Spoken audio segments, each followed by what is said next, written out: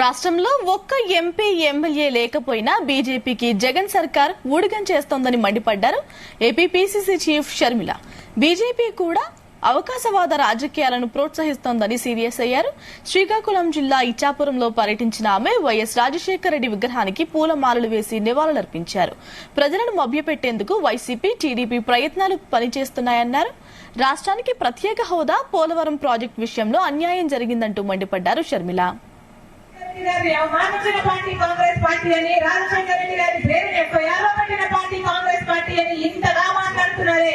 రాజశేఖర రెడ్డి బిడ్డ ఈ రోజు ఇక్కడ నిలబడి మీ అందరి సాక్షిగా చెప్తుంది, వాస్తవం లేదు.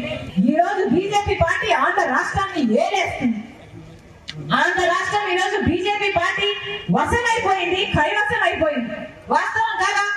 ఆంధ్ర రాష్ట్ర ప్రజలు ఒక్క ఓటు లేకపోయినా బీజేపీకి ఈ రోజు బీజేపీ రాజ్యం వెళ్తుంది. ఆంధ్ర రాష్ట్రంలో పుట్టినదే ఉచిత విద్యుత్ ఇవ్వాలన్న కోరిక, ఆ పాదయాత్రలోంచి పుట్టినదే ఫీజు రీయింబర్స్మెంట్.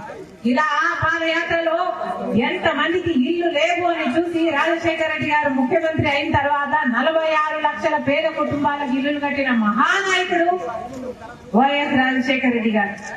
ఆంధ్రప్రదేశ్ కు స్పెషల్ స్టేటస్ రావాలి అన్న కోరిక లేకపోతే మొట్టమొదటి సంతకం పెట్టానంటాడు. ఆలోచన చేయండి.